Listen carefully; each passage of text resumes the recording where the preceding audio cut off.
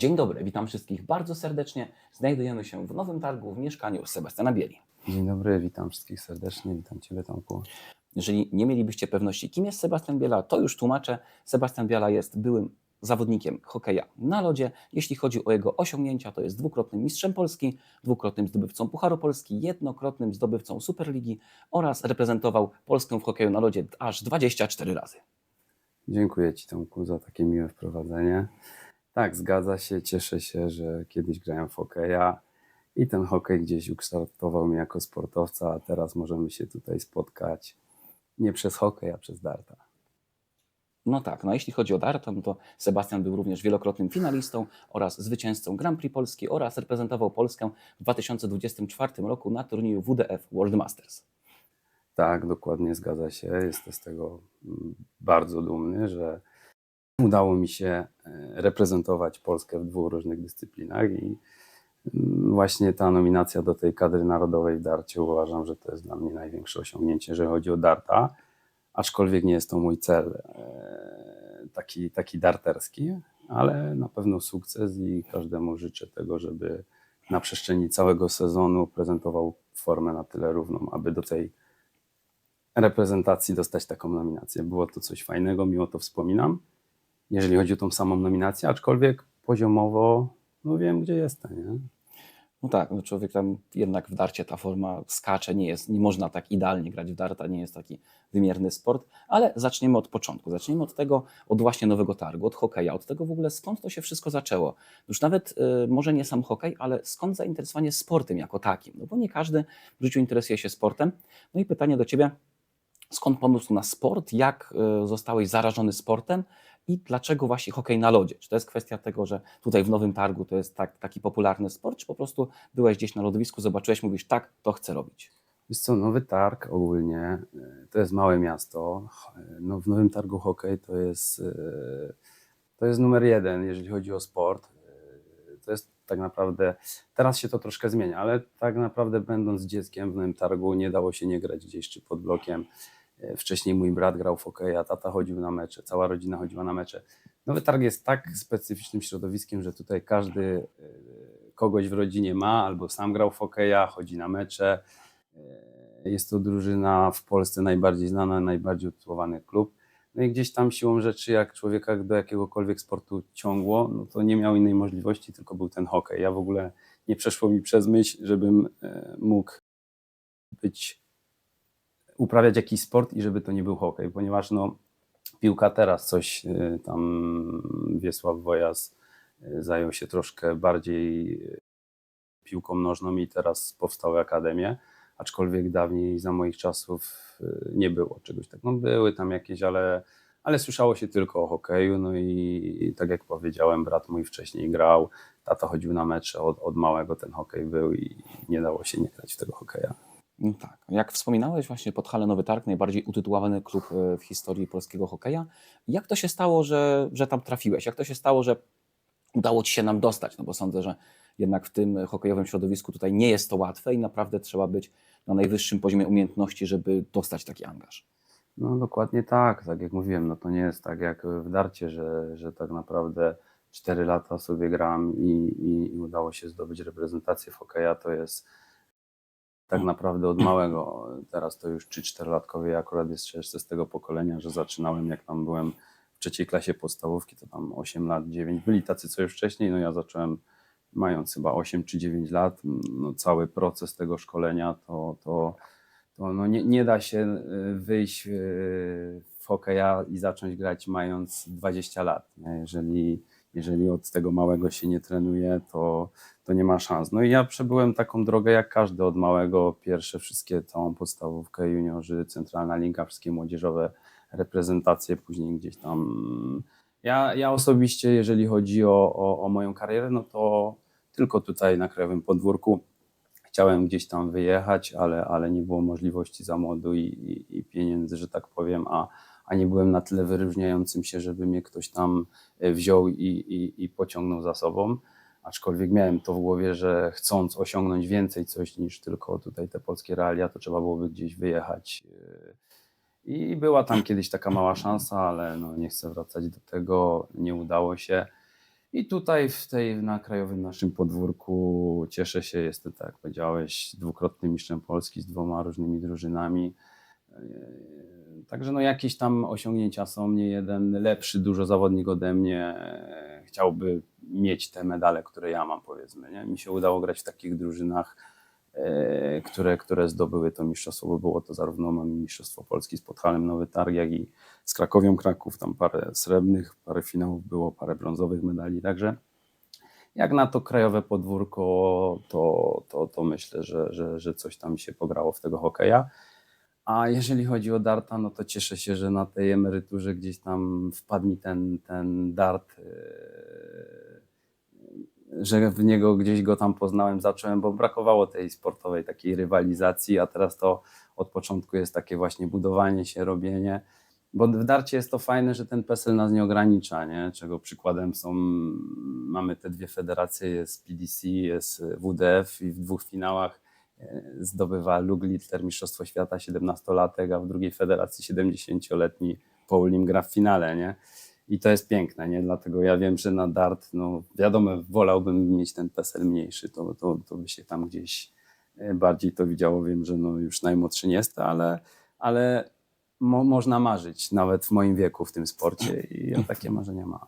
No tak, no jeśli mówisz o PESEL-u, no to przecież powstała nawet Federacja Seniorskiego Darta, także ktoś, jeżeli ten PESEL ma jeszcze wyższy, to spokojnie może sobie w tego darta grać. A jeszcze na sekundę wrócę do hokeja, tak jak wspomniałeś o grze klubowej, wspomniałeś właśnie o grze w kilku klubach, no to tak jak jeśli chodzi o karierę hokejową, no to wiemy właśnie, że miałeś dużo gry, no kilkanaście lat ta kariera trwała, chyba o ile dobrze pamiętam 15 lat? W seniorach 12, rok w pierwszej lidze, bo tutaj pospadali, 13 lat seniorskiego, tak? Do tego dochodzi z seniorskiej, jak zacząłem. No w sumie w hokeja, tak myślę, z 23 lata gdzieś grałem, tam, licząc od tej 6 klasy, gdzie były te pierwsze mistrzostwa Polski, tam wcześniej 3 lata, to tak jakby to na szybko policzyć, to myślę. A kariera, no karierę to miał Adam Małysz. Ja w hokeja grałem, powiedzmy, zarabiałem z niego około 13 lat i jakieś, myślę, 10-12 lat trenowałem. No tak, no bo jeszcze poza klubem oczywiście występowałeś w reprezentacji Polski, 24 występy i pytanie kolejne, jak to jest wystąpić z orzełkiem na piersi, jak to jest wchodzić właśnie, wiedzieć, że ma się na sobie presję reprezentacji kraju, wiedzieć jak to w ogóle jest, jeżeli wchodzisz, słyszysz Mazurka Dąbrowskiego i potem jest Ci dane na chwałę kraju występować i grać. No, nie będę tu jakimś oryginałem. Każdy zawodnik, który miał ten zaszczyt grać z tym orzełkiem na piersi, wie, że to jest dodatkowa motywacja, dodatkowa duma, jakiś tam w pewnym sensie jakaś nagroda za trud, który każdy sportowiec musi tam podejmować. Bardzo dużo wyrzeczeń, treningu spędzonych przy tym, powiedzmy, przy tarczy, na lodzie. No, ktokolwiek by nie robił, jak robi coś na poziomie reprezentacyjnym, to nie bierze to się znikąd, nie? Dlatego, no tak jak mówię, no, jest to duma, zaszczyt i poniekąd nagroda, że ktoś cię tam bierze. Na przykład w hokeju jest troszkę inaczej, bo w hokeju jest tak, że no gdzieś tam czasem trzeba pasować do koncepcji, czasem ktoś nie pasuje. To jest fajne, bo ja troszkę taki przeszczał z gry zespołowej, do tego darta przeszłem, nie? I co mi się w tym darcie podoba, że tu zrobię wszystko na siebie, na wszystko sam, to jest sport policzalny, gdzie wiem, co robię, tak? Ja jak się nauczę grać każdego lega na 15 lotek, to ja wiem, że treningowo, tak? To ja wiem, że jak ja pojadę na zawody i będę grał te 15 lotek, głowa mnie tam puści, to ja wiem, że jadę na Mistrzostwa Świata i wiem to w głowie, że jadę po Mistrza Świata, tak? No bo grając na średniej 100, tak? 15 lotka to jest średnia 100, no to jadę i gram o Mistrza Świata. Tak? No i to jest fajne. W hokeju tak to nie działa. W hokeju, mało tego, w hokeju tu grasz tylko ze sobą, tak? No bo jak zaczynasz grać z przeciwnikiem, że na przykład ty patrzysz, on, nie wiem, powiedzmy, rzucił 140, ojej, ja też muszę 140, no to już przegrywasz, tak? Bo nie jesteś skupiony na sobie. Ty masz grać ze sobą, masz zrobić to, co umiesz. Nie być jak najbardziej skoncentrowany i pokazać to, co umiesz, tak? A w hokeju oprócz tego, że ty próbowałeś grać to, co umiesz, to dochodziło milion różnych innych rzeczy, tak? Tu uczymy się jednej rzeczy co do milimetra, tak? Bo to tak naprawdę wystarczy nauczyć się jednego rzutu. Ja to cały czas mówię, czy to bije do tego triple 20, tak? Czyli jak ja schodzę do 19, to ja też chcę tak samo bić. Ja nie zmieniam. Ja ino zmieniam ramę, ale rzut, przynajmniej ja mam na razie taką filozofię, może to się pozmienia, ale ja chcę rzucać jednym rzutem to samo i rzucać w ten punkt, tak? A w hokeju, tak jak powiedziałem, no musisz pasować do taktyki, musisz umieć jeździć na łyżwach, musisz operować kijem, musisz mieć widzenie przestrzenne. Do tego dochodzą jeszcze sprzętowe, tak? My sobie wybieramy tylko jedne lotki, a w hokeju dochodzą naostrzenie łyżew, dochodzą kije, twardości. Hokej w porównaniu do darta to jest, no nie wiem, jak disco polo porównać do Mozarta. No tak, no to jest tak jak mówisz, no hokej jest sportem zespołowym i nie dość, że musisz polegać na sobie, na taktyce, na sprzęcie, to jeszcze musisz polegać na innych ludziach. Nawet jeśli ty wszystko zrobisz idealnie, no to ktoś inny może zrobić błąd i to waży na wyniku też twojego zespołu. I to też jest coś, czego w darcie nie ma, no bo w darcie jeśli coś się złego stanie, może lotka starczy wypaść, bo się odbiła. No to są jedne z niewielu rzeczy, na które nie masz wpływu jako zawodnik. Na większość rzeczy wszystko to ty decydujesz, jak rzucisz, jak policzysz, jak sprawdzisz, jak ci to wszystko pójdzie, jak wpłynie na ciebie przeciwnik. A hokej jest dużo bardziej skomplikowany, hokej jest sportem zespołowym przede wszystkim. No i o to też chciałem spytać, no bo tak jak mamy przejście z hokeja na darta, no to wiemy, że twoim dobrym znajomym był Krzysiek Zapała, również wielokrotny reprezentant Polski, też legenda polskiego hokeja. No i tak jak w hokeju mieliście czas, mieliście moment, kiedy przecięły się wasze drogi i w darcie też często na wyjazdach widzimy was razem. No i pytanie moje jest takie, no jak wasze drogi z Krzyśkiem się przecinały, jakieś ciekawe historie może z nim związane? Dokładnie, pozdrawiamy Krzysia Zapałę. Tak, no z Krzysiem Zapałą znamy się praktycznie od dziecka, on jest rok starszy ode mnie. Także od samego początku gdzieś tam jak już zaczynaliśmy trenować, jak często gra się sparingi, tak, rocznik starszy z młodszym, to już żeśmy się znali no od dziecka, naprawdę nie ma tu żadnej przesady, znaliśmy się od dziecka z lodu, a później kiedy już pierwsze mistrzostwa juniorów, Krzysiek był już na tyle dobrym, że pojechał z nami jako ten młodszy. Pojechaliśmy wtedy do Opola, to mieliśmy jakby szybko w pierwszej klasie liceum, ma się ile, To 14 takie, lat? no 15 około, coś takiego. No, czyli znamy się już 30 lat i od wtedy już cały czas tam, jak już żeśmy po tych mistrzostwach juniorskich, no to już żeśmy się cały czas znali. Później graliśmy razem lata w Podhalu, później żeśmy się troszkę rozeszli, później znowu graliśmy razem, ale jak on grał gdzie indziej, to gdzieś no od zawsze kontakt mieliśmy, jesteśmy bardzo dobrymi kolegami, można powiedzieć przyjaciółmi, bo czy jak on ma jakiś problem, ja mam, zawsze wiemy, że my możemy na siebie liczyć. Później ja zacząłem w tego darta grać i tak się złożyło, że Krzysiek gdzieś tam był na Sylwestra, też tam gdzieś raz rzucił z kuzynem chyba swoim. Spotkaliśmy się gdzieś na takiej zajawce, tam mu zacząłem coś opowiadać, no i on też się wkręcił w to i teraz jeszcze sobie w darta gramy razem. No i tak to jest, tak to sobie jesteśmy, mamy nową zajawkę na tej sportowej emeryturze. No tak, właśnie też kolejne pytanie. Jak mówisz o tym darcie, o tej takiej właśnie zajawce darterskiej, jak zakończyłeś karierę hokejową? Ile czasu zajęło ci, żeby znaleźć darta i w jaki sposób w ogóle na niego trafiłeś? No bo to każdy ma swoją historię, każdy tego darta jakoś inaczej odkrywa. No dokładnie tak. Jak skończyłem grać w 2013 roku, no to takie dla każdego sportowca, nie? Jak się z tego żyło, tak, kończy się grać. Hokej to wiadomo, to nie jest piłka nożna, że kończysz grać w piłkę.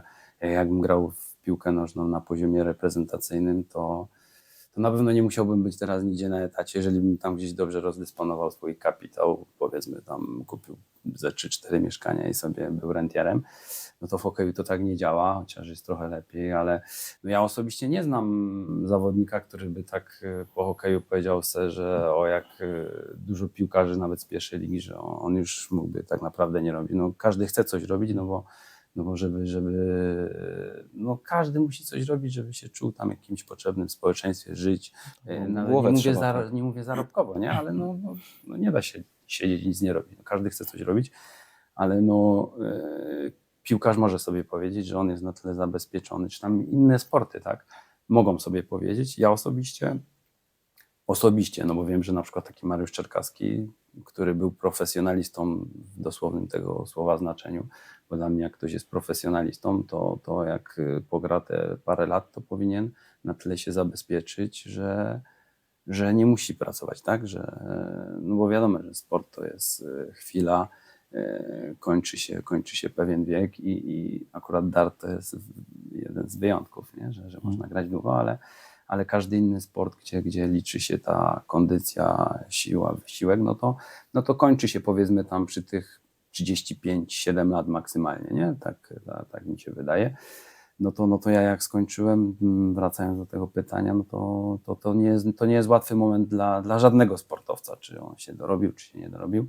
Też było tak w moim przypadku, ja tak jak mówię, no, gdzieś tam jakieś studia po drodze sobie zrobiłem, bo wiedziałem, że ten hokej się będzie kończył, ale nie miałem tego płynnego przejścia takiego, że kończę grać w hokeja, tu już coś mam i jest to przejście. No i na początku chciałem gdzieś tak no jak każdy, no zaś tam trochę coś tam się zarobiło, no to trochę sobie dychłem, ale po pół roku już wiedziałem, że no trzeba coś znaleźć i jakoś na to życie zarabiać, tak? Już miałem żonę, już dziecko było i no co, no gdzieś całe życie w sporcie, fajnie byłoby w tym sporcie. Mieszkam tutaj w górach, na nartach jeżdżę, no i pierwsze co było tam i szwagier, i kuzynka, i znajomi na nartach jeżdżą, z tego lubię to jeździć. Mówię, no zrobię sobie instruktora, gdzieś tam będę sobie dorabiał, że tak powiem. No i tak to się zaczęło, poszłem do szkółki i tam w szkółce to jest tak, że zacząłem akurat jeździć tak jak teraz na ferie, to było ferie 2013 czy 2014, 2013 skończyłem, więc chyba 2014. No i mieliśmy szkółkę, jak to w szkółce jest tam powiedzmy 30 tych instruktorów, no i jak są ferie, jest super, lekcje lecą, ale jak jest taki troszkę słabsze te ferie czy coś, no to te lekcje wypadają i czasem jest dziura po godzinie i w budzie mieliśmy tarczę. Tarcza była takie zwykłe plastiki. No i tam jak się nudziło, ja nie lubię siedzieć, no to lubiłem sobie rzucać i tam gdzieś już żeśmy, co jak komuś wypadało, było tam paru takich, co sobie też lubiało porzucać i sobie już graliśmy na piąteczki, nie? O piątkę. Tam jakieś, nie wiem co my grali, bo tam, ale my se rzucali i na piątki. No i goliłem sobie, śmieję się, że tam se dorabiałem po tych piątkach, jak lekcja wypadała, nie?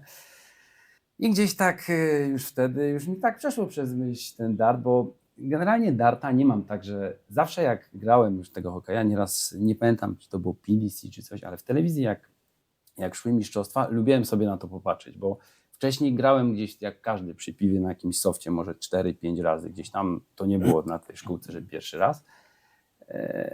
Gdzieś tam rzuciłem i wiedziałem co to triple, wiedziałem jak to jest rzucić do tego, gdzieś jak już rzucałem, no to udało mi się tam gdzieś pewno rzucić, ale wiedziałem jakie to jest trudne, nie? I jak widziałem jak oni tak walą te triple, to mi się to fajnie oglądało, bo generalnie dart mi się wydaje dużo lepiej się w telewizji ogląda niż na żywo, nie?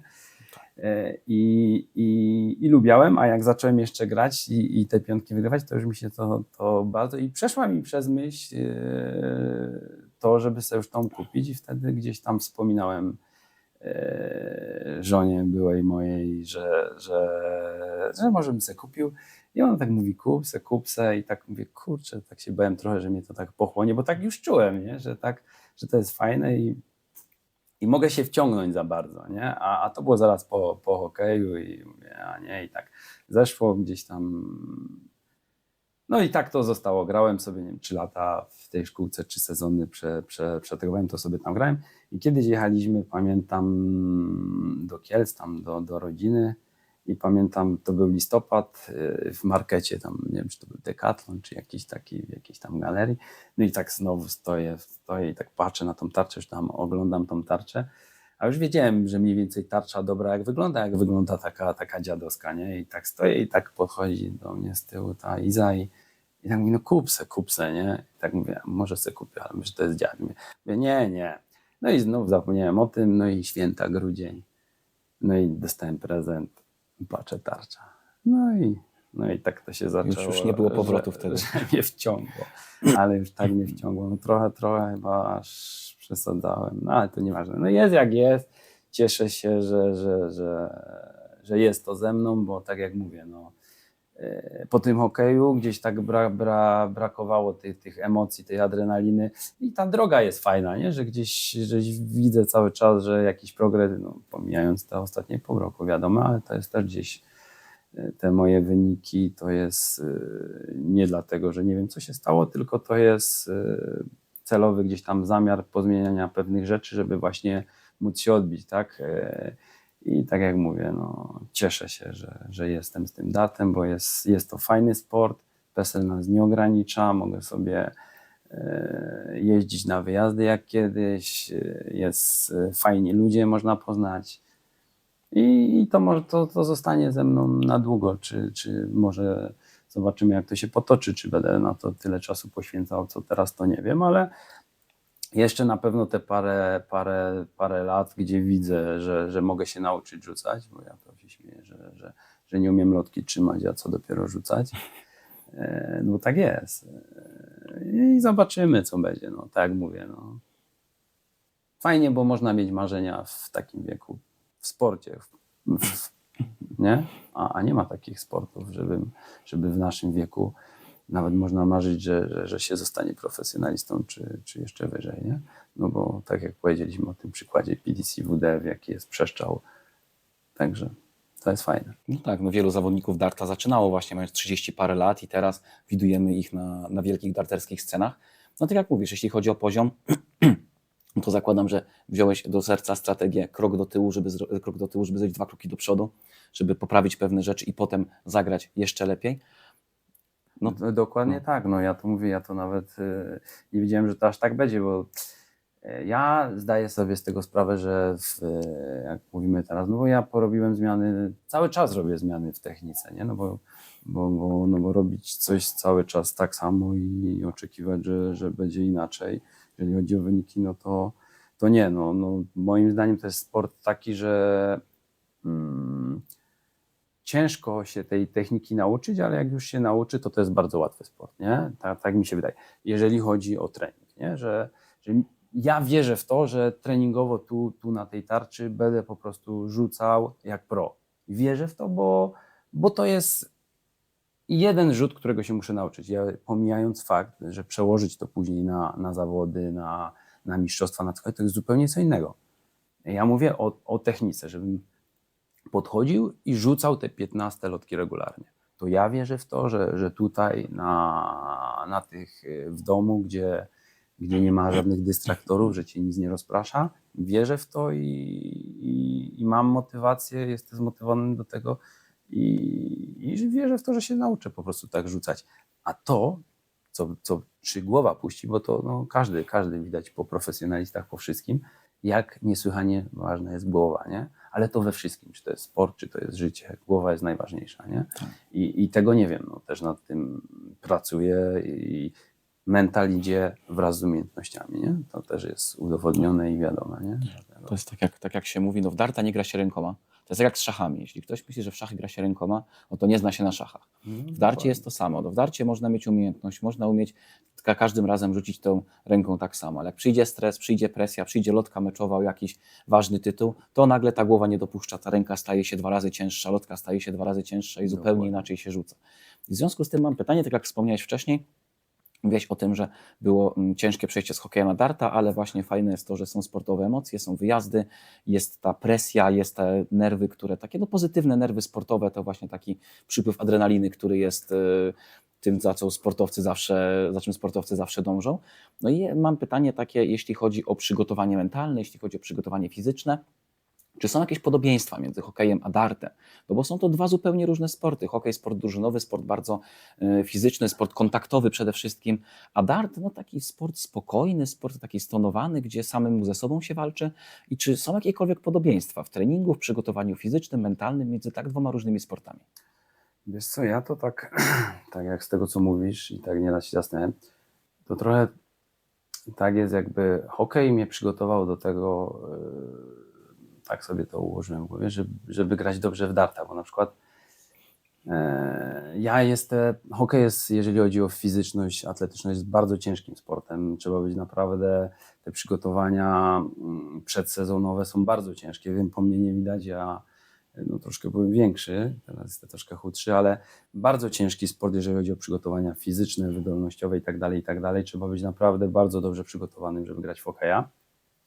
I ja na przykład, jeżeli dostałem tą tarczę, wyszła ta pandemia, dla mnie naprawdę przez dzień ja nieraz miałem takie dni, że stałem i przy tej tarczy jakby do kupy i 10 godzin i więcej. I naprawdę i mnie to nie męczyło, nie? Ja na przykład niektórych, znaczy ja to rozumiem, ale ja nie mam czegoś takiego, że ja po godzinie no nie mam siły, nie? Jeżeli rzucam. No. I nie mam długo, no bo teraz borykam się z taką kontuzją dość poważną tego barku długą, nie wiem czy poważną, ale długą, ale wcześniej mi się wydawało właśnie, że no od rzucania lotką to gdzieś tam mięśniowo mi te mięśnie wszystkie przygotowują, mimo tego, że już tam nie grałem tam x lat, to gdzieś ta baza, ta mięśniowa cały czas jest, ja gdzieś tam cały czas w tym sporcie jestem, bo narty, ja cały czas coś robię, cały czas sobie pływam i tak dalej, i tak dalej. Także nie mam problemu z fizycznością, tak, z przygotowaniem fizycznym. Mentalnie, jeżeli hokej też mnie gdzieś tam przygotował, powiedzmy, do tego, no bo już porównujemy tu ten hokej z tym dartem, bo na przykład no, na hokeju jest tak, że no widzisz, no, na darcie jest tak, ja to zawsze mówię, że im ważniejszy mecz, tym mniej kibiców, nie? Nie? To jest takie też ciekawe. No to normalne, tak gramy, każdy gra, odpada, jedzie. No, wczoraj było powiedzmy 200 osób na początku, a na finale no jest jak jest. No, to jest normalne, nie? Na hokeju no im ważniejszy mecz, tym więcej ludzi, nie? I na przykład ja nie mam z tym problemu, że przyjdzie dużo ludzi, nie? I na przykład chciałbym grać takie mecze, że będzie bardzo dużo ludzi. Tylko też, żeby zrozumieć, czym innym jest, jak ci ludzie są tutaj, gonią z boku, a czym innym, jeżeli oni będą gdzieś tam na tej scenie, jak już są, jest scena z tyłu, to nie chodzi o to, że ludzie przeszkadzają, tylko to są dystraktory, które cię, nie, że mnie nie denerwują ludzie, którzy chodzą z boku, ale oni cię odciągają twój fokus, nie? I ja mówię, no a na przykład widziałem już, na przykład dla niektórych, jak ktoś tam podejdzie z boku, to już jest jakaś trema. Ja na przykład lubię jak na mnie ludzie patrzą, no po to się to robi, dla kibiców zawsze się w hokeju mówiło, że się gra dla kibiców. Jak się wychodziło na tą reprezentację, czy grało ważne mecze, no to robi się to poniekąd dla kibiców, nie? I to jest fajne, że oni się cieszą, coś tam krzykną na ciebie. No w darcie tego nie ma tutaj na naszym krajowym podwórku, na ale scenie. jak się patrzy na sceny, tak na Mistrzostwa Świata, to już tam jest, nie? Dlatego no, każdy chyba, kto gra w darta, no to sobie marzył, żeby tam być, nie?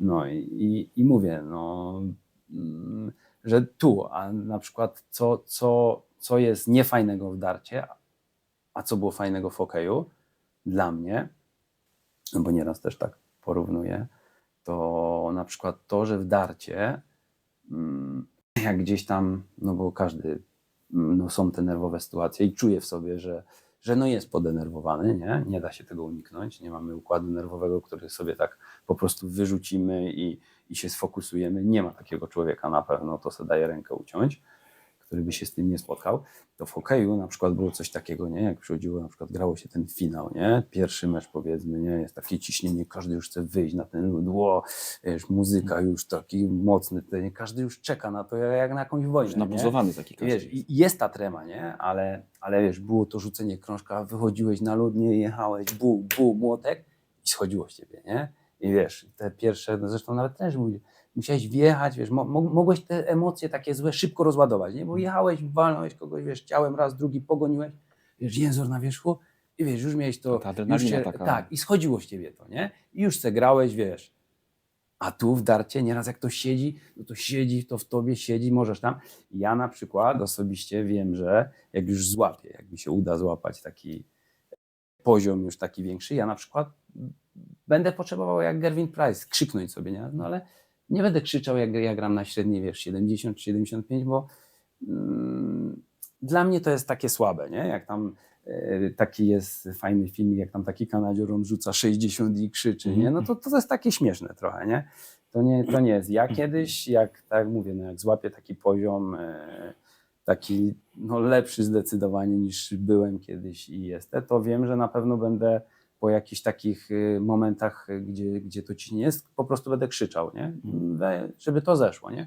Tak jak na przykład no, do tego nawinąłem tego Gerwina Price'a, to on to po to robi, nie? I ja się mu w ogóle nie dziwię, bo to jest po to, żeby to ciśnienie zeszło, nie? Tak, no bo to nie zależy od tego.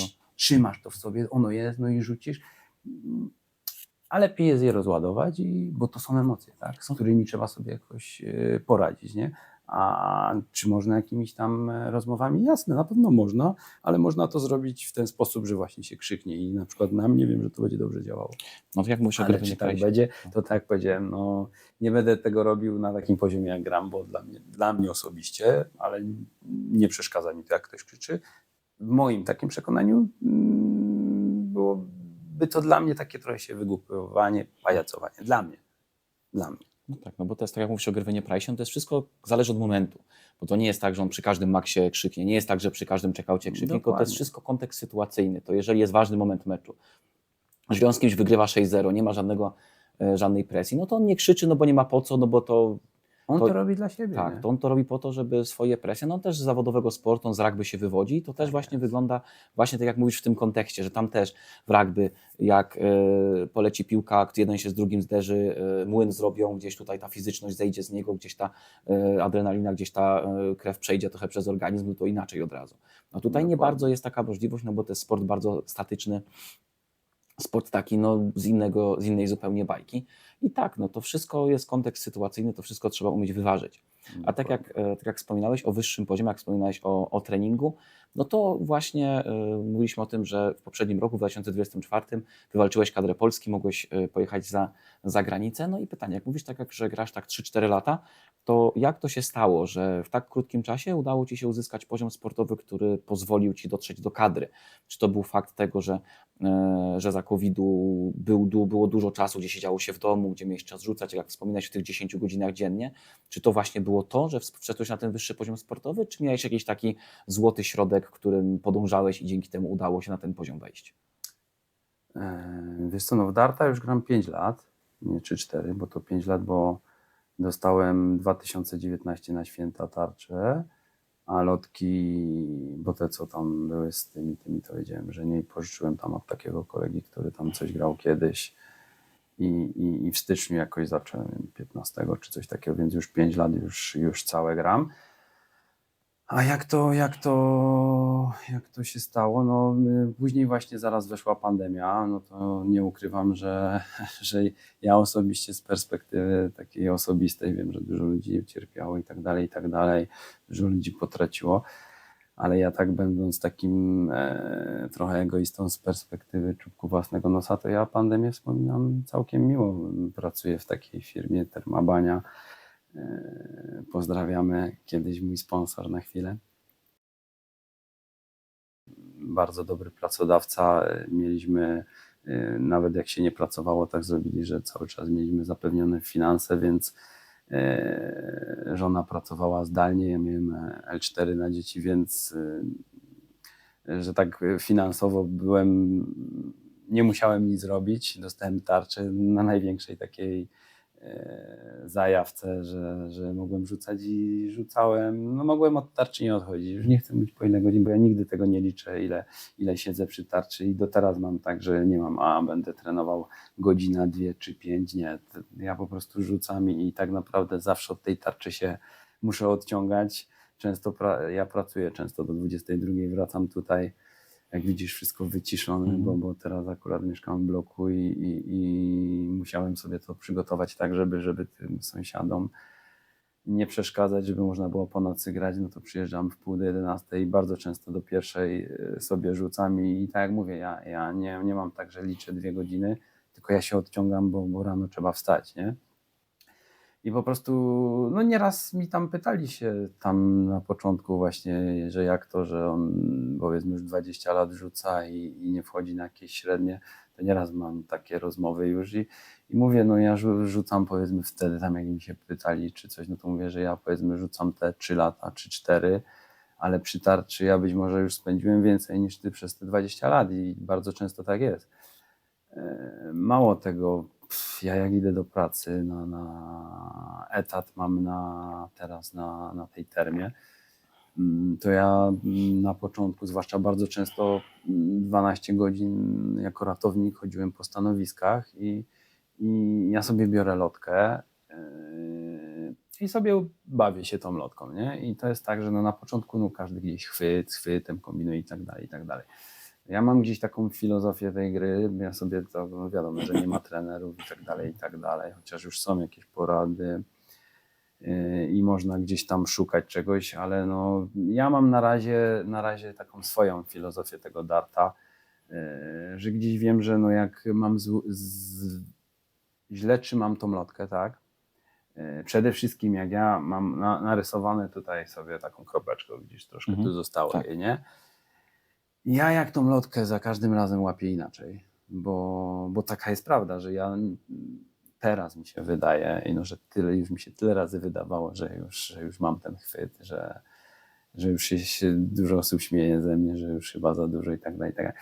Ale trzymam się dalej. Na razie wiem, że widzę gdzie idę. Jak nie będę wiedział, coś się podzieje, stracę motywację i tak dalej, to będę szukał. Na razie, jak wiem, że ja nie umiem lotki złapać w punkt, czy powiedzmy nie umiałem od powiedzmy miesiąca, już mi się wydaje, że umiem złapać lotkę i zaczynam uczyć się rzucać, no to mam tą kropkę, tak? I ta lotka mi siada raz wyżej, raz niżej, raz z tego boku, raz z tego boku. I to nie jest dużo, nie? Ale to jest powiedzmy tam 5 mm w lewo, 5 w prawo. I ja chcę rzucać tak samo, no to na tarczy 5 mm w lewo, 5 w prawo, 5 w górę, no to jest albo 60, albo 1, albo 20, albo 3, nie? No to co ja będę szukał dalej, jak ja wiem, że nie umiem, gdzie ja tą lotkę, uwierz mi, potrafię iść na termę, jak jestem w pracy i dalej. Śmieją się ze mnie. Ostatnio mi nawet na turnieju mówił chłopak, z którym byłem w grupie, że był na termie i kurde, patrzy, a ratownik jakiś chodzi z lotką i coś to, nie? No to fakt autentyczny teraz na Grand Prix, nie? No i mówię, tak, no ja sobie biorę tą lotkę, no co mam robić? No, chodzę sobie po stanowisku, to, że mam lotkę, to nie znaczy, że nie skupiam się na pracy, bo ja patrzę, czy tam się ktoś nie topi i tak dalej, i tak dalej. I nie umiem złapać lotki, no to wiesz, nie? Chodzi mi o to, że na przestrzeni tych 5 lat, ja jak tak się zastanawiam, to nie wiem, czy jest ktoś na świecie taki, który na przestrzeni tych 5 lat, no i tak mi się wydaje, że nie wiem, czy jest ktoś, kto trzyma dłużej lotkę w ręce, nie? No bo mówię, no ja idę do pracy i zawsze te lotki biorę do pracy. Mam dyżurów 12-13 w miesiącu i zawsze jak idę do pracy biorę sobie lotki. No i się nią bawię, nie? I mówię, przyjeżdżam później do domu, no i sobie jeszcze rzucam. I mówię to, że dalej ta lotka mi nie siada perfekcyjnie za 100 razy. Ja nie złapię ani podejrzewam 50 razy Tak za każdym razem, a to jest tylko chwyt, nie? Wiesz, ja osobiście jestem taki, że rozbiłem sobie gdzieś ten rzut na poszczególne elementy, nie? Bo to jest trochę, jakbym to znowu tu porównał do nart, bo teraz często uczę na nartach, nie? Mam sobie takie grupy i szkole. Wcześniej jak było w szkółce, no to można na przykład na nartach uczyć kompleksowo, nie? Pokażę ci skręt, nie? Zrobię skręt, no i ty zrób ten skręt i ja ci będę mówił, a noga nie tu, to nie tu, uczymy kompleksowo, nie? A ja ci mogę ten skręt rozbić na różne poszczególne części i powiemy, że impulsem skrętnym będzie rotacja kostki do boku, wejście kolanem, położenie narty i tak dalej, rozbijasz to na części. Ja sobie ten rzut mój po prostu tak rozbiłem na części, gdzieś chwyt i tak dalej, później jak już ten chwyt był w miarę, no to podawanie lotki, nie? No bo to też wszystko trzeba do milimetra, nie? Wiesz, ustawienie i tak dalej.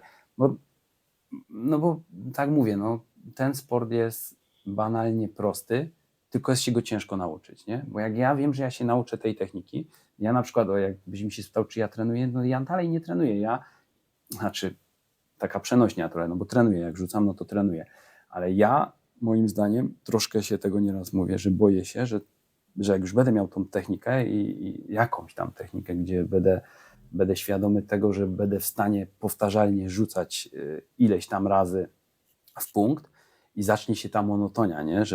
Żeby to już nauczyć się szybko rzucać i tak dalej, to czy tu nie będzie ta monotonia? No na razie nie.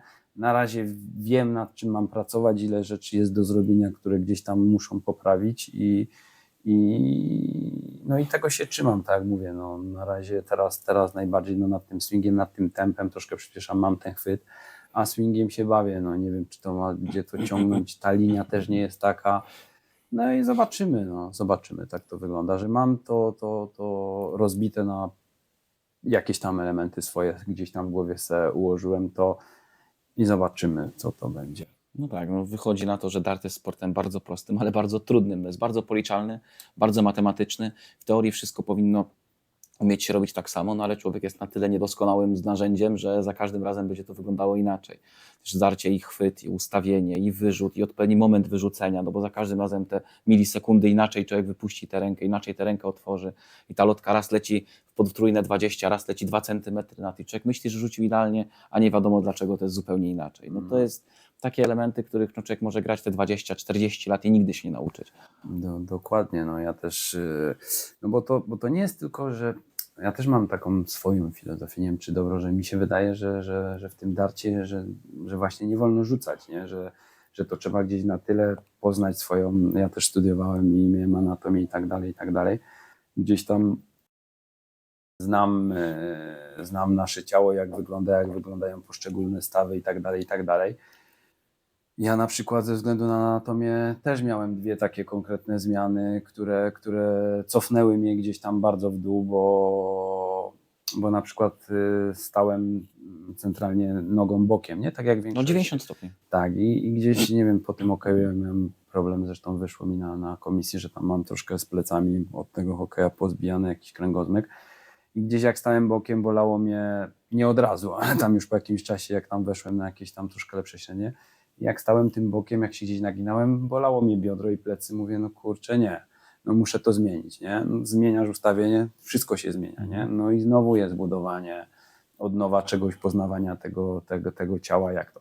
Później znowu gdzieś tam mnie zaczął bark, nie? Gdzieś tam jak wychodziłem, miałem tak śmiesznie, to też no, na początku gdzieś tak te lotki tu trzymają, nieraz tam śmieją się ze mnie, wspominają Białecki, na przykład Piotrek też pozdrawiamy, jakże tu tak wyciągałem te lotki, nie? Gdzieś tam zaczęło mi szczelać w barku, nie? No i mówię, kurczę, no niby nie bolało, nie? Ale gdzieś tam sobie przeskakiwał. No mówię, a jak inaczej robiłem, no to nie przeskakuję. Mówię, no to i to było w nocy, no bo ja często w nocy gram, taka cisza. Mówię, kurczę, za każdym razem jak gdzieś biorę, to przeskakuje mi. No mówię, no jak coś tam przeskakuje, no to gdzieś tam w końcu coś się może podziać, nie? Jak tym bardziej, że jak robię inny ruch, no to nie przeskakuję. Mówię, no to no muszę zmienić, nie? Bo wiem, że zajawa jest i mam ochotę, wiesz, rzucać tysiące, jak nie miliony tych rzutów. I szkoda byłoby się I uszkodzić. szkoda by było zaraz jakieś kontuzje, nie? No to też takie niby pierdoły, ale które gdzieś tam cofły, nie wiem, czy to na dobre, czy na złe. I tak dalej. No i to jest takie krok po kroku.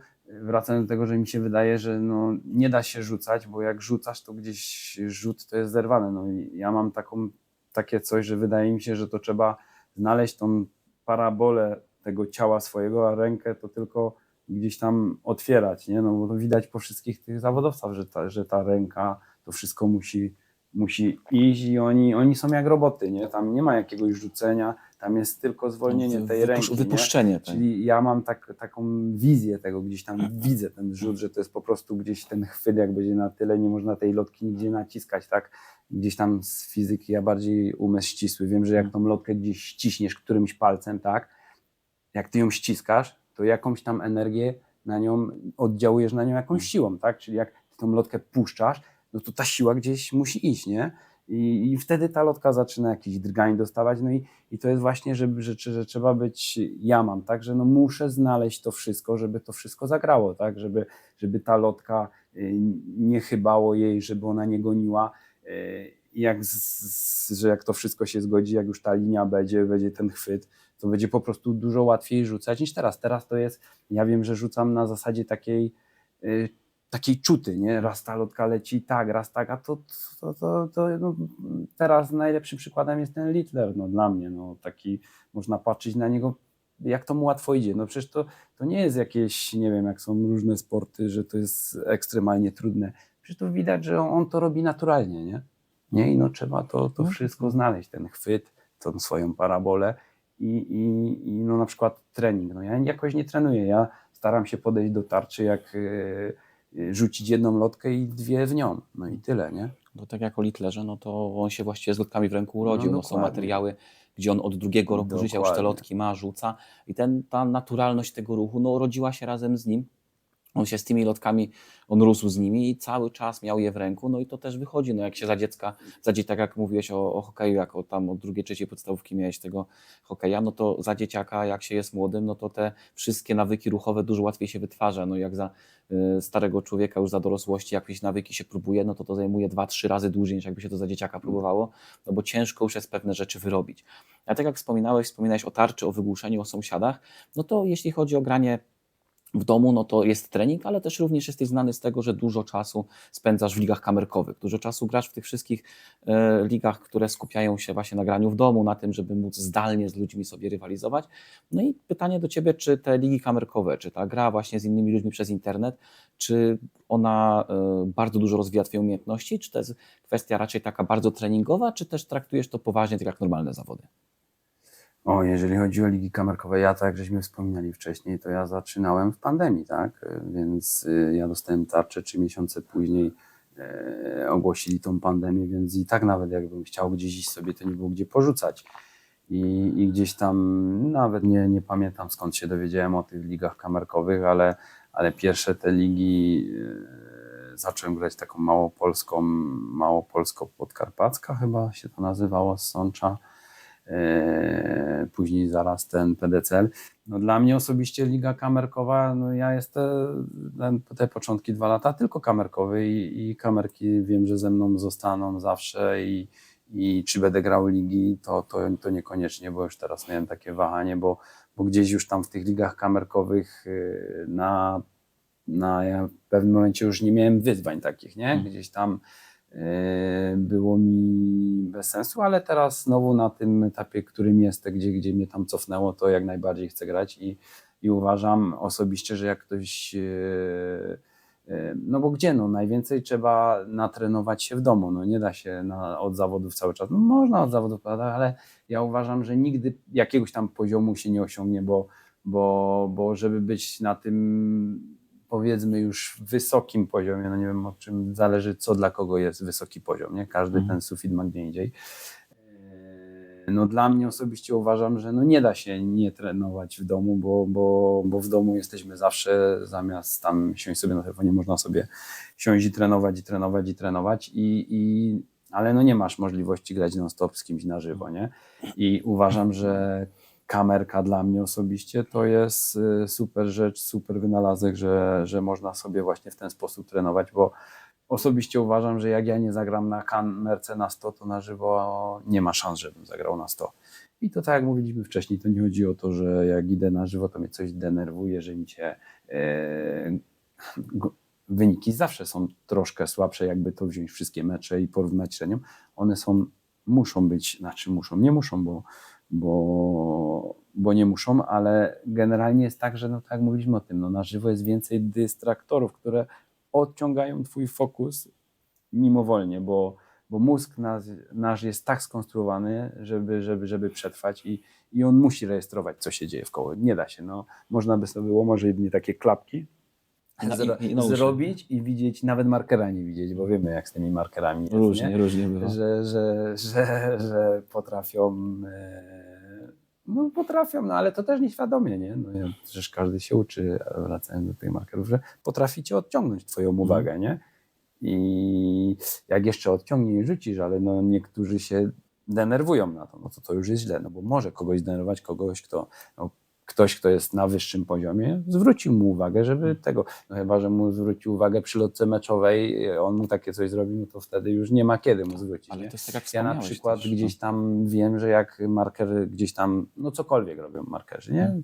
Wiemy, bo żeśmy nawet dyskutowali o tym, że oni nie wiedzą tego, wystarczy mu zwrócić uwagę i powiedzieć, bo on sobie z tego nie zdaje sprawy. Tak jak ktoś gra na średniej 30-40, to jemu nic nie przeszkadza, czy tam 50 i 60, to ci nic nie przeszkadza, ale jak wchodzisz na te średnie wyższe, to nie, że przeszkadza, ja też raz powtarzam, mi to nie przeszkadza, tylko odciąga twoją uwagę i przez to ten rzut nie wpada czasem tam, gdzie byś chciał, żeby wpadł, bo mózg był gdzie indziej, zamiast być tam, gdzie powinien być, gdzie byś chciał, żeby był. Ale to jest tak, jak wspomniałeś, że tak jak głowa, tak? Jeżeli marker odciągniecie raz, odciągniecie drugi, to i twój poziom spada, bo cały czas siedzi ci na głowie to, że marker ci przeszkadza i to jest samo nakręcająca się maszyna, że przez to, że się denerwujesz przez to, że tracisz skupienie, to rzucasz inaczej, jeszcze bardziej cię denerwuje i to jest taka kula śnieżna, która zjeżdża w dół wrazem z twoim poziomem. No, dokładnie, dlatego ja mówię, no, że na początku gdzieś niektórzy, wiesz, no wystarczy zwrócić uwagę, no są tacy zawodnicy, którzy gdzieś tam powiedzmy lata grają i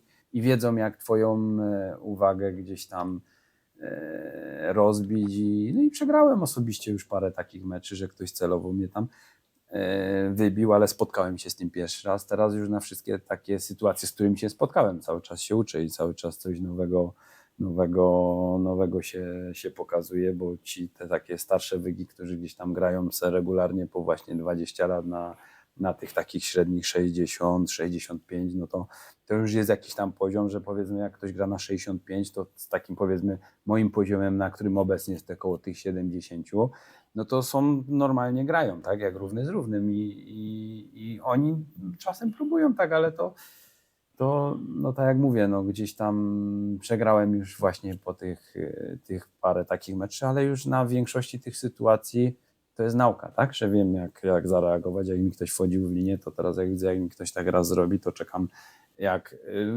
Duiven Bode head z tyłu dopóki minie, ale są też tacy, którzy ci potrafili lotkami kręcić, tu wystawiają, nie, i pyta się, czy mi to przeszkadza, nie? A to często te No. właśnie stanie, kasłanie w odpowiednich momentach, No, męczenie lotek, tak żeby tak, za no, kimś stać. no, Stare wygi to już tam oni wiedzą, no. jakie metody są, ale jak zobaczą, że nie działa, no to już Ale- potem przegrywają. Tak, ale to już oni tak zostaną, nie? A ty jak jesteś ambitny, nie? No to gdzieś tam cię to w pierwszym momencie, a później to trzeba potraktować jako jakąś tam naukę, nie? I wyciągnąć wnioski i mówię, no to tak jak z porażkami, no każda powinna czegoś nauczyć, nie? W teorii. A właśnie, a propos nauki, a propos gry, no to kolejne pytanie, jak to wygląda, jeśli chodzi o wyrzeczenia sportowe? No bo też wrócimy do tego hokeja, właśnie porównanie hokeja z dartem. Jak dużo trzeba poświęcić wolnego czasu, jak dużo trzeba poświęcić energii, jak dużo trzeba poświęcić innych pasji, ogólnie całego swojego życia, żeby osiągnąć taki poziom sportowy. No bo to też jest bardzo ważne pytanie, o tym się rzadko mówi, wszyscy widzą tylko te mecze, widzą, że tam 3 tercje na lodzie i myślą sobie, o to 1,5 godziny sobie pojeździ i zadowolony. No ale to wszystko jest trening, to wszystko jest wyjazdy, wszystko jest obozy sportowe, wszystkie takie rzeczy, które trzeba złożyć do siebie. Jak bardzo dużo właśnie trzeba czasu, energii, życia poświęcić na to, żeby na taki poziom sportowy móc wejść? Wiesz co, no jeżeli chodzi o hokej, no to jest mnóstwo tych wyrzeczeń.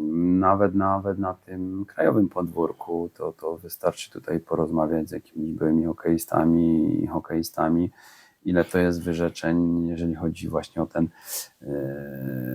to przygotowanie się fizyczne, tak? W darcie jest, wydaje mi się, dużo łatwiej. No, wystarczy popatrzeć na tych darterów, że fizyczne przygotowanie aż takiej roli nie odgrywa, nie? No gdzieś tam mówią, no patrząc na Hemprisa, który gdzieś tam schudł, zrobił się mistrzem świata wcześniej, czyli jednak już zaczyna mieć to, nie? W tych takich, no bo biorąc pod uwagę to, jak ten dart idzie, nie? Że Ile wyjazdów, ile wszystkiego. Tych wyjazdów i tych, jak poszło to do góry, jak te średnie, nie? Jak te średnie 100 to już jest teraz regularnie grają chłopaki i profesjonaliści że tam już no na pewno to przygotowanie będzie odgrywało i ja uważam, że ten dart będzie cały czas szedł, bo coraz młodsi grają, coraz lepiej grają i że ten dart jest teraz w takim momencie, że on jeszcze bardziej pójdzie i takie średnie 110 plus moim zdaniem niedługo to będzie taka norma, nie? Gdzie jest sufit, to nie wiem, no zobaczymy. Sufit to 167, więcej się nie da. No, ale na przestrzeni meczu, no to no zobaczymy, nie? Ale tak jak mówię, no z mojej tak obserwacji tego, co się nawet na naszym tu krajowym podwórku dzieje, to widać, że coraz więcej tych ludzi gra. Tu w Nowym Targu też się to rozwija, gdzie by się nie pojechało. No, coraz więcej ludzi na Grand Prix przyjeżdża, nie? W sobotę było ponad 300 osób, nie? To no nie wiem, ile na mistrzostwach teraz będzie, bo może i 400 pęknąć, nie? No zobaczymy. No w czerwcu, zobaczymy. tak. No, ale tak mówiąc, no to jeżeli chodzi o ten hokej, no to te przygotowania, mnóstwo wyrzeczeń, już chodzi o to, że w darta ja sobie pogram, tak, powiedzmy zrobię rano, tylko ja mówię, no ja nie mam tak, że liczę, no ja mam rano czas, no to rzucam, jak stwierdzam, że nie, no to odchodzę, a tu się szło na trening i jak było przygotowanie, to ja 2 razy dziennie w sezonie przygotowawczym, jak szłeś rano na trening, to po południu chciałeś tylko zjeść i odpoczywać, nie? No to siłą rzeczy tak naprawdę, żeby później był ten do kolejnego treningu się przygotować, to trzeba było odpocząć, nie? Tutaj tego tak na razie nie ma. No nie wiem jak będzie, jakby mi się udało nauczyć rzucać, nie? Czy to nie trzeba będzie jeszcze bardziej różnych rzeczy z hokeja przenieść na takiego darta, bo jak miałem hokej, tak jak miałem mecz, to ja dokładnie wiedziałem, co dzień wcześniej zjeść, o której się położyć spać, o której zjeść śniadanie, później był rozjazd, wiedziałem, o której mam wypić sobie kawę, kiedy zrobić dżemkę przed meczem i to regularnie przez 12 lat. Tak samo, każdy mecz, każdy wyjazd troszkę inaczej, ale każdy mecz tutaj domowy, wszystko po kolei, nie? Dochodziła rodzina czy coś, no to gdzieś tam oni wiedzieli, tak, że ja jak był mecz, to po rozjeździe przychodziłem 12 po południu, ja musiałem zrobić dżemkę godzinę, tak? Później wstawało się obiadek, później koło 3, zależy o której był mecz.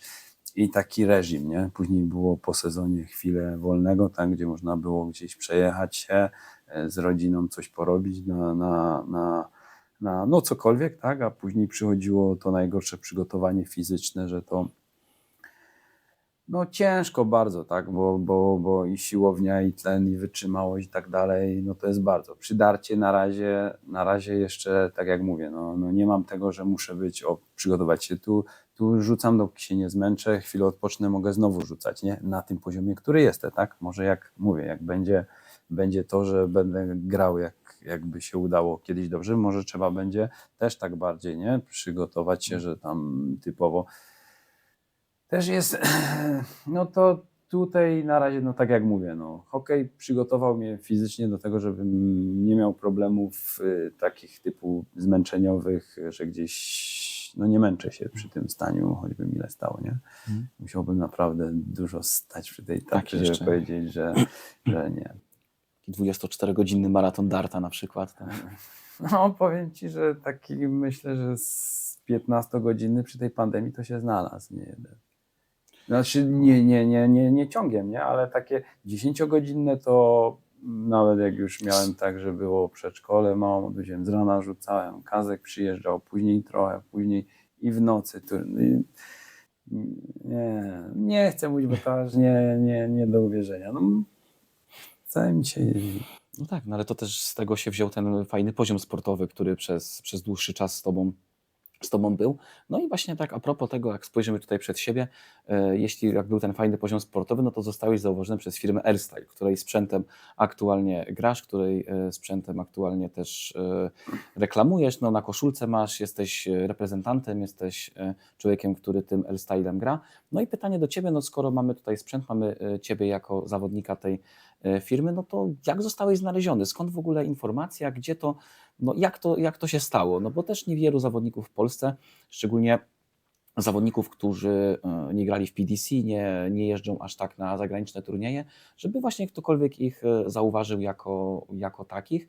No i gdzie to się stało? Jak ta historia twoja z początkiem współpracy z AirStylem się Wiesz przebiegła? co, z tym stylem, no to jest tak jak mówisz, sam jak dostałem telefon, nawet do końca nie wiedziałem, zadzwonił do mnie Krzysiu Lauer, nawet nie wiedziałem, że on jest przedstawicielem AirStyle na Polskę, w ogóle pozdrawiamy AirStyle Krzysia, AirStyle, tak, zareklamujemy tutaj, doszła paczuszka i tak dalej, dziękuję.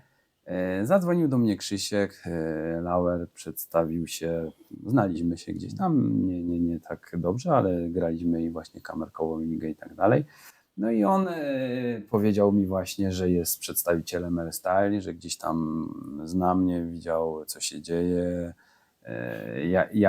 jak szybko gdzieś tam weszłem w ten dart tutaj polski i że szuka tam, nie pamiętam ilu, jakiegoś juniora i seniorów. Wiadomo, że tam byli lepsi, ale oni byli związani i mówi, że ja jestem jego takim faworytem i czy w ogóle jestem zainteresowany taką współpracą z AirStylem, nie? Akurat tak się złożyło, że osobiście grałem AirStylami, Także w ogóle, że ktoś taki, dla mnie też to było szok, no bo ja sobie zdaję sprawę, że no mój poziom to jest tak naprawdę no tu w Polsce okej, tak, byłem w tej kadrze, tak, dostałem tą nominację, byłem trzeci w rankingu, jest to dla mnie sukces, ale ja sobie zdaję sprawę z tego, jak Polska gra w darta, tak, ja darta oglądam, darta śledzę, to jest, mówię, moja druga miłość, jeżeli chodzi o sport i wszystko gdzieś tam chłonę i cieszę się tym i żyję tym i zdaję sobie sprawę, w którym miejscu jestem, nie? Ale że ktoś taki, taka firma przede wszystkim, no bo jednak no jest to gdzieś tam znana firma, jeżeli chodzi o produkcję tych szaftów, piórek i tak dalej, akcesorii do tego darta, że chcą podjąć współpracę i są w stanie mi tam coś zaoferować, no to tak naprawdę ani się nie zastanawiałem, bo to jeżeli chodzi nawet o motywację, tak, której ja tak jak mówię, nie brakuje mi w ogóle. Ale jest to jakaś dodatkowa motywacja, że ktoś tam gdzieś w tobie widzi jakieś tam coś, co no i tak to się zaczęło. Podpisaliśmy kontrakt na 2 lata. Wiadomo, że to nie jest kontrakt, który daje mi tam jakieś nie wiadomo co. Oczywiście jak ja tam złapię jakiś poziom na przestrzeni tych 2 lat, to jasne, to i profity i finansowe całkiem niezłe z tego będą, ale na ten moment ja w ogóle o tym nie myślę, bo to jest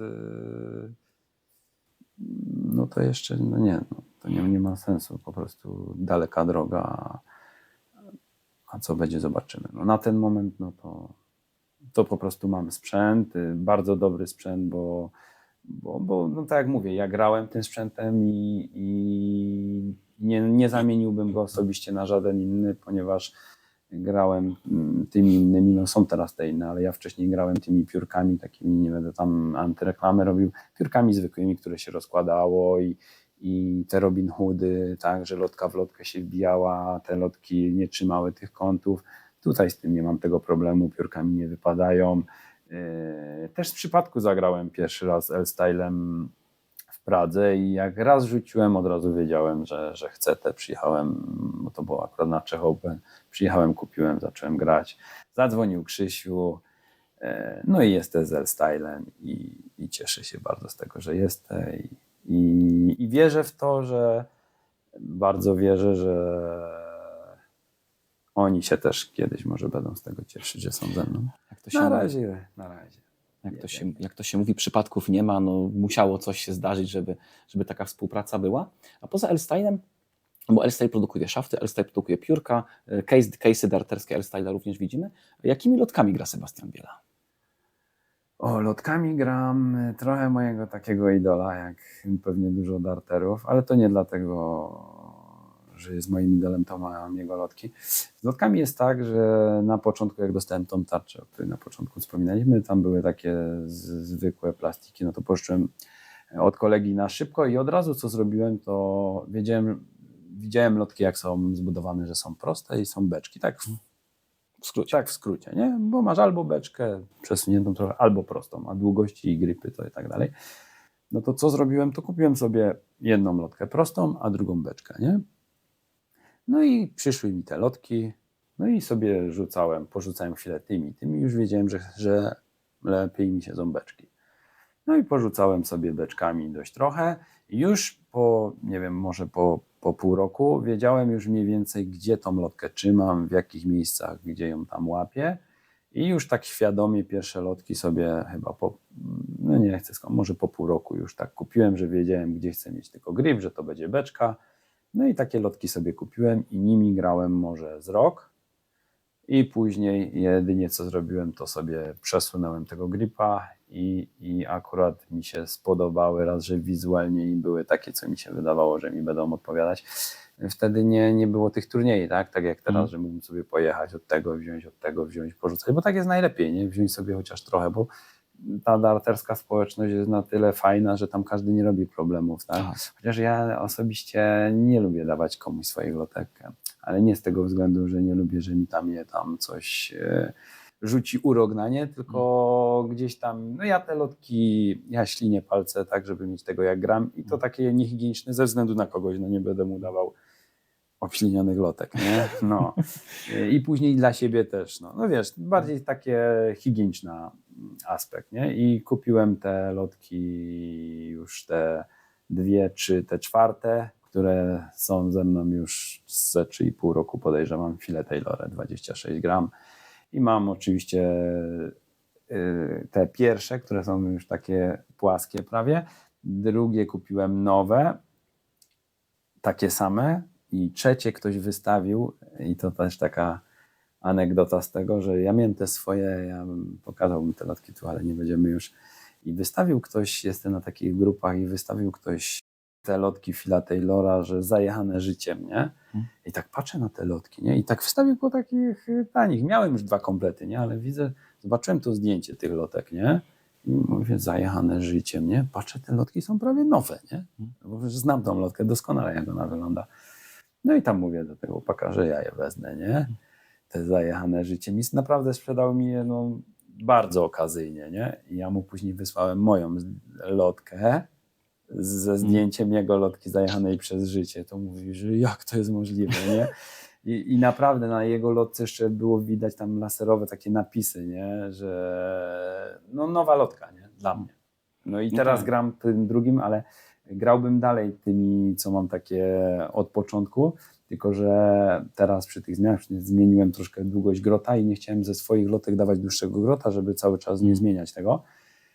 I zacząłem grać tymi zajechanymi przez życie lotkami, no i teraz tymi zajechanymi przez życie gramy, no i już teraz troszkę wyglądają, że są, ale przy tej lotce mojej starej to są dalej prawie jak nówki. Sprzedawca się dowiedział, co to znaczy zajechane życiem dopiero.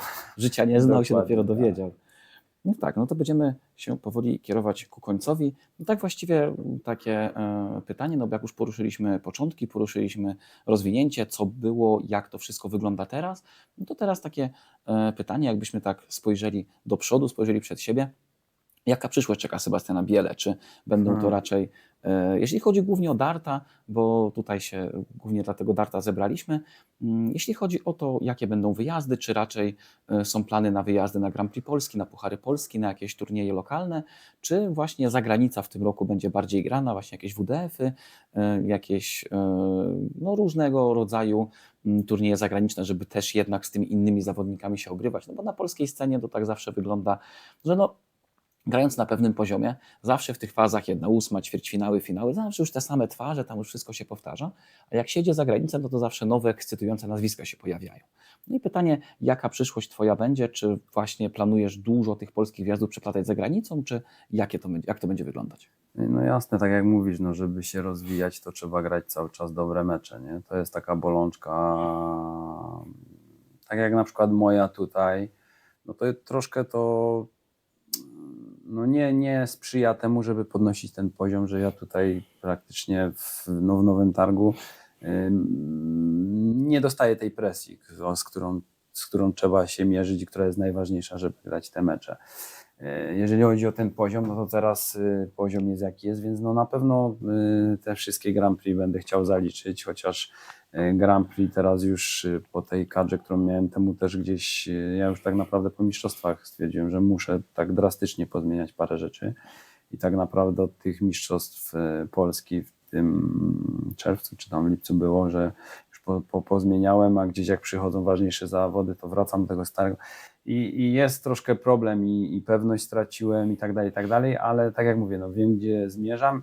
Aczkolwiek teraz to skupię się, teraz chciałbym, ale nie wiem, najważniejsza impreza to będą te Mistrzostwa Polski, tak?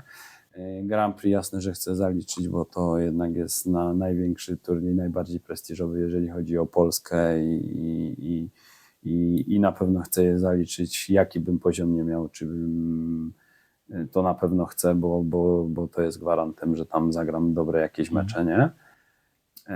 Jeżeli chodzi o zagranicę, no to ja mam teraz taki napięty bardzo terminarz, bo dużo tego jest i te narty i tam robię takie eventy właśnie, z darta nie zarabiam tak dosłownie, ale gdzieś tam do darta w ogóle nie dokładam, a troszkę w inny sposób zarabiam. Nie płacą mi za to, że gram, tylko jestem teraz w takiej firmie też na ferie, też pozdrawiamy, która robi takie eventy darterskie ze mną w roli głównej i w ten sposób dartem poniekąd trochę Tak zarabiam. wplatasz Znowu tego, gdzieś wplatasz go nie? tam. I to jest bardzo fajne. A wracając do tych wyjazdów, no to chciałbym, może jak mi się uda sklecić grafik i te wszystkie rzeczy, to na Slovak Open, na Czech w listopadzie już na pewno wszystko co już przyjaźni, no że ja osobiście taki plan, taki przyszłościowy, no to tak 2, mówiłem, że kiedyś 3, ale to teraz trochę nie wiedziałem, że aż tak drastyczny, że to będą nie 1 krok w tył, a 2 jak nie 3, że może znowu sobie trochę to rozciągnę, że tak no zanim zbuduję tą technikę, jak nauczyłem się trzymać tą lotkę, no to tego rzucania, tego ruchu, no to tak sobie daję tak jeszcze 2-3 lata i zobaczymy co będzie. No marzy mi się, ale też mi się w tym roku marzył Q-School, tak? W przyszłym roku już na pewno no będę chciał już nawet wiadomo, że nie jechać, zdobyć kartę i tak dalej, ale się otrzeć, żeby sobie otworzyć tą drogę do tych kwalifikacji European Tourów, no bo to na pewno mój poziom powinno dźwignąć, bo wiadomo, że takie mecze, no tylko mecze, które dają ci presję i o jakieś tam konkretne profity, nagrody i tak dalej, no to one robią presję i taki jest plan. No. Na pewno wszystkie Grand Prix, na pewno najważniejsze dla mnie teraz będą Mistrzostwa Polski. No i po drodze no te najbliższe może Węgry, na Węgrzech nigdy nie byłem, nie wiem jak tam kalendarz. No gdzieś tam skończy się od marca, będę sobie planował, bo później będzie taki luźniejszy sezon do końca lipca, bo później też mam 5 tygodni takich cięższych i między tym myślę, że Słowacja, może Czechy, ale to bardziej tak budować doświadczenie, bo wiem, że no, pracy jest ogrom i mam nadzieję, że nie braknie motywacji, która cały czas jest i chcę się nauczyć rzucać. I tak jak mówię, wierzę w to, że się nauczę, a ile to zajdzie, nie wiem. No tak, no to w takim razie powodzenia, no powodzenia w tym, aby ta technika chciała się budować, aby ten poziom był, no i by głowa dojeżdżała, no bo to też jest zawsze bardzo ważne w darcie. No i ostatnia kwestia, no czy chciałbyś kogoś pozdrowić? O, to już tak nam ładnie przeleciało, no to pewnie, że chcę pozdrowić parę osób. Parę osób pozdrowimy. Na pewno będzie to ci, którzy ze mną są cały czas najbliżej, czyli mama, brat, moje inspiracje, moje motywacje, które ze mną jeżdżą cały czas na turniejach, pomagają na Dusia i Dusia, kocham Was.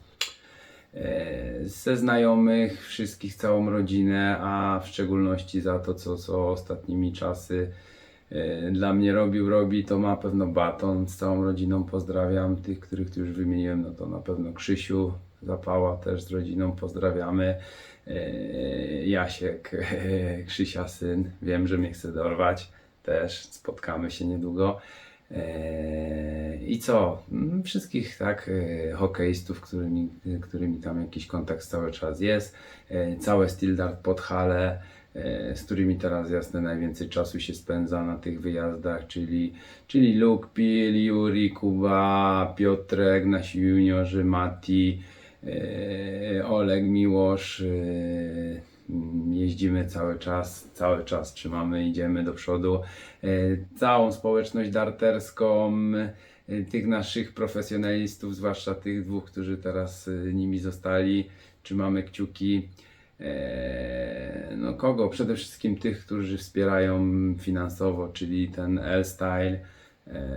Na pewno też pozdrawiam mojego pracodawcę, czyli Termabania, w szczególności nasze grono kierownicze i cały dział ratowników. Na ferie.pl, które gdzieś tam też wspiera, no i można by tu wymieniać jeszcze, ale naprawdę wszystkich znajomych, całą rodzinę. Dzięki, trzymajcie się, pozdrawiam, hej. Także dziękuję serdecznie. Razem ze mną był Sebastian Biela. Dziękuję bardzo.